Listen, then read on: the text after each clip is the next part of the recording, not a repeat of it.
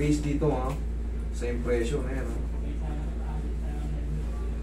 May mga partial thickness tear, tendon tear, involving mid posterior fibers. Ano yung ibig sabihin ng mid posterior? Sa gitna at likod, palikod, dito. Mahaba kasi yung tendon. Ang mid dito, siyempre yung ano, may kinakapitan pa yun sa edge. Yan ang ano dito. Ngayon, saan kayo na-disgrasya?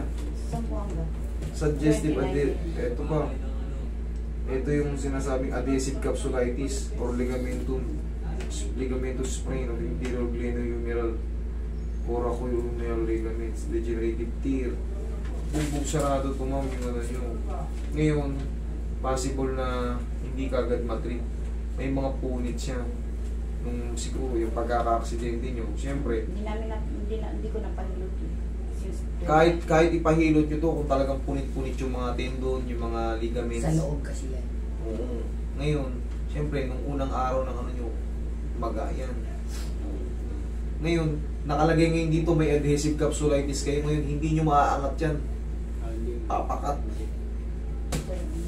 Tingnan ko, papakat siya. Pang Thailand kung ano nyo ha. Thailand nga ako nagpaano ng February. Doon ako ano. Oo, Thailand to. Doon na trigger siya, doon na nag-start. Itong March lang, sumakit siya. Nung na-aksidente ko, hindi, parang wala lang. And then, itong March lang, na ano ko, masakit na dito. Nagtanda punit-punit nga kasi ano yun eh. Yung subcapillaris mo, glenohumeral mo. Ano yung glenohumeral? Ayan o. Glenoid tsaka humeral. Yung pinaka... Ayan yung may mga...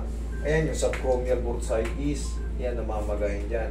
Yung supraspinatus, ito yung supraspinatus tendon. Ito yung tendon yan. Dyan, may punit yan dyan. Tapos, yung glenoid, ayan o. Sa loob naman yun. Glenoid labrum. Nagkaroon ng sira rin sa loob. Yung pinaka nilalaroan nung...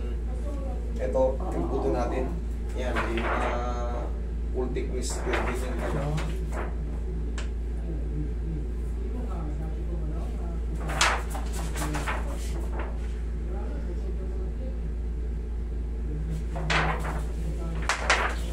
Adhesive capsulitis.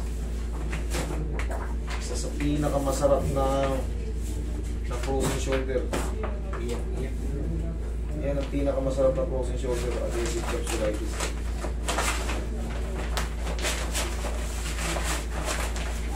Sabihin sa pagpapagamot mo hindi ka agad siya mawawala. Adhesive capsulitis or ligamentous sprain, inferior glenohumeral coracohumeral ligaments, degenerative tear, anterior glenoid labrum. Glenoid labrum yung binabagay. Glenoid labrum. Hindi tayo malilito kasi meron tayong guide. Ayan. Base lang dito ha. Kasi dyan tayo mag-base palagi, impression. Yan yung pinaka-summary na nangyayari sa mga pinapatest natin. Kung ano yung, ayan, katulad shoulder. Ayan, dito lang ang chop. Bubog sarado yung shoulder nyo, buka ng na-accident siguro kayo. Hindi naman yun. Dalawang beses, kaya pala eh. Dalawang beses na. Kaya pala eh, hindi kasi yan magkakanda punit-punit. Kung talagang ano lang, yung... Isa lang. Hindi, yung normal na ano lang, nagbuhat ka, tapos natulog ka, sumakit sa tulog, hindi yan magkakanda punit-punit. Pati yung tendon nyo rito sa likod, oh, punit. Hindi nga ako makagalit ka. Sige, palalambutin natin. Yan, oh. Yan yung tinatawag na adhesive capsulitis. Tapos subchromial bursitis. Sama-sama na sila din, nakalagay na lahat yan eh. Ito okay. Yan kasi kailangan yan dire-diretso. Pero pagka sa gitna pa lang, inaawat ka, oh. Tingnan mo yung katawan niya, oh. Hindi pantay. Hindi ka mo, ano, sumasama yung katawan. Hindi lumulubog, dapat lumulubog dito eh. Palalamputin ko muna kasi iba yung kaso ni ma'am, hindi to ordinary yung frozen shoulder. May pamamaga sa loob, may punit sa labas, may punit sa loob, may punit sa labas. May swelling. Okay. Pero ito lang March na ano, nag-trigger siya. Hindi ko March, na- ganito yan. Hanggang 8 months kasi yung ano yan. March, April, May, June, July, August, September. September, 6 months. Ang bilang yan, di ba March? April na ang bilang yan. April, May, June, July, August, September, 6 months. Pasok na pasok pa kayo sa ano, sa reglementary period. Hanggang 8 months yung pinakamasasakit talaga, lalo kung may adhesive capsulitis kayo. Talagang medyo maghanda kayo ng baon ng 10 kilo lakas sa loob. Pero Pero yan. maayos pa ito, sir. Ma'am, maayos natin to. Hindi, mawawala na yung pain-pain nito, pero hindi pa to perfect na maaangat ha. Sir. Kasi nakapakat to, tapos siyempre, nag-stiff na yung mga tendon mo dyan, mga muscle mo dyan. Very tight na yan, kaya hindi kagad maano. Pag pinilit natin i-overstretch kagad, yung mga nagkaroon ng punit dito, yung mga partial tear mo rito, meron nakalagay kasi sa issue, partial tear, tsaka full thickness tear. Ano yung ibig sabihin ng full thickness tear? Mas malaki yung na-damage. Ayan o. Ayan o, nakalagay. Partial supraspinatus tendon tear. Full thickness tear. Maliit lang yung ano, partial. Pag full,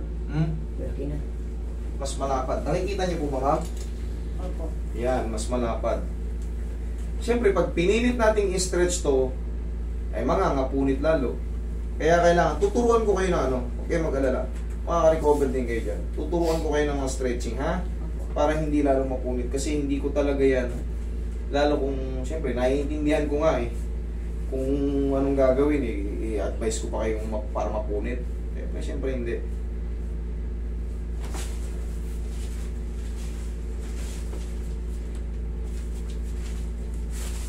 Hindi nyo kayang itulog yan patagilid.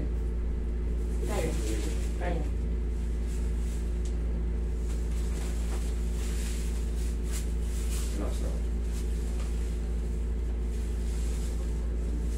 Pag natabig ba kayo, kaya hindi. Kung masakit talaga. Masakit siya. Pero, Masakit? pero dito talaga kasi lagi ako nagpumida dito talaga. Itong side. Sige, relax na nga. Huwag mo lalabanan. Ay! Huwag na pa naman. Ay, dami sakit pa. Ay, kang sakit. Yan. Uy! Thank you. Ah! Ganun nyo lang, eh, ganun talaga. nasa level kayo ng ano eh. Ito talaga yung tinatawag na Mag-inhale to. Inhale. Mm. Siguro na Buga. Sina. Yan. Sige, sigaw nyo lang, i-aray nyo lang. Walang problema kasi yung mga ganito talaga, Dulig yan.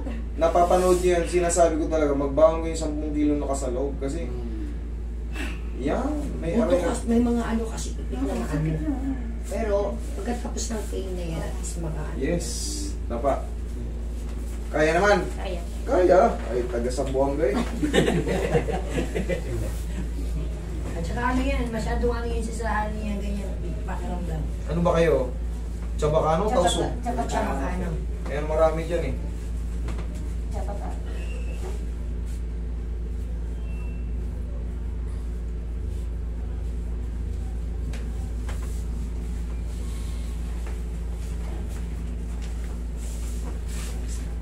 Relax na.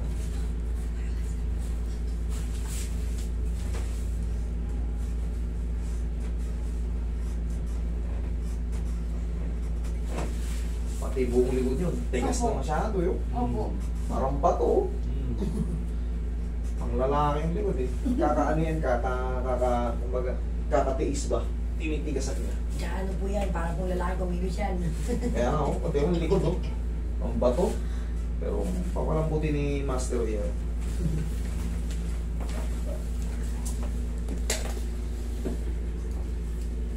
Relax na. Okay, relax na. Okay, thank you. Diyan lang muna. Okay lang kayo dyan.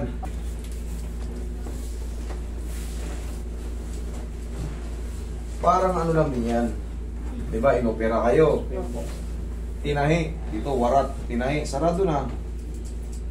Akala, sarado na. Wala nang ano. Hinampas ka ngayon doon sa may tahi mo. Tingnan mo kung anong maramdaman mo. Okay, relax lang. Inhale. Exhale. Yan. Thank you. Diyan lang muna. Yan lang muna. Pero yan naman, yung mga ganyang kaso, kahit pa may mga partial or full thickness tear yan, gumagaling din yan. Marami nang dumaan dito na, pero yun nga lang, pinagkaiba sa'yo, multiple, kumbaga multi-level yan, kumbaga sa lumbar, multi-level yun. Maraming may tama. Loob, sa labas, sa likod, sa harap, may tama. Paikot yung tama. Tapos yung pinakakantuhan dito, yung tinatawag na subchromial Kaya pala maling galaw ko lang, ganon ko. Kaya kahit anong gano'n mo, gumanong ka, aray! Inaat mo lang Hindi ordinary na sakit, hindi. talagang litik.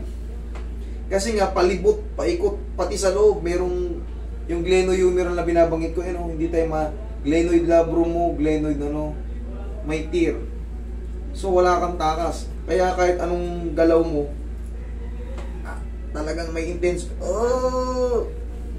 ganun talaga. Pero mangyari man ang ganun, gumagaling naman yan. Okay? Sige, upo kayo. Tuturuan mo kayo ng exercise. Di ba minsan, ganun lang, yung tinabig mo na ng ganun, sobrang sakit. Mamaya pwede mo nang lakasan yan. Yun ang difference ng na-adjust ka. Pero kailangan mo lang muna magtiis ng konti. Kasi kahit hindi natin to galawin, mananatili kang ganyan. Kahit hindi yan i-adjust, nasasaktan kayo, di-adjust na natin, nasaktan kayo, pero ang kapalit, dire-diretso na yung paghilom. Okay? Relax na lang. Isang pitik naman na to.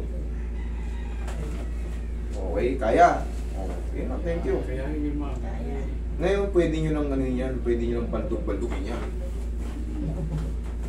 Yan ang Tapos, Malapit kayo kasi yan.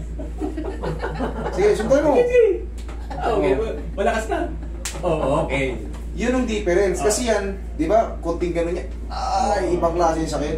Yun ang pag natanggal yung pagkapakat ng head humerus sa mga glenoid labrum na may sugat, malaking bagay na yun. Pero yung kanina mo na ginagano mo, binibiro. Kasi ito, hindi ko alam. Unti-unti natin to. Kasi to, punit yung dito niya, punit yung dito niya. Kaya uunti-untiin yan. 1, 2, 3. Okay na, kaya mo na. 1, 2, 3. Ganun lang kabilis. Tapos, palagi lang muna ang exercise yung ganito. Magsimula tayo sa papetiks-petiks muna. Huwag tayong yung Biglaan. pipilitin.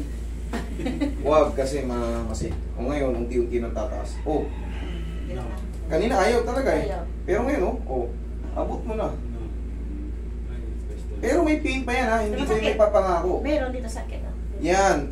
Siyempre, mas maganda hindi ako hindi ako magsinungaling sa mga viewers natin. Meron pa po yan, pero kita nyo naman. Kasi may sugat sa loob, sa labas. Ganon talaga ang pakiramdam niyan. Pero ang mahalaga, naiangat niya na kanina. Kita mo naman yung katawan niya. Malaking bagay yan. Dire-diretso na yan.